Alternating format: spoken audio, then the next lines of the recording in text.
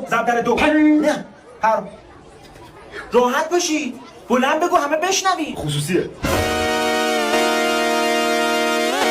خوب شدیم با کمان مهر. زنگ خورد بشین سر جات کلاس تمام نشده آقا اجازه زنگ خورده زنگ مهم نیست ادامه میدیم دو سلام آقا. دیر اومدی نمیتونی بری سر کلاس آقا ببخشید خونمون به دوره. من چه 10 دقیقه است که زنگ خورده زنگ مهم نیست.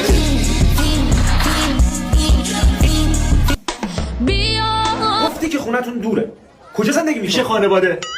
خانواده‌ات کجا زندگی میکنن پیش من. کلتون کجا زندگی میکنی کنار هم.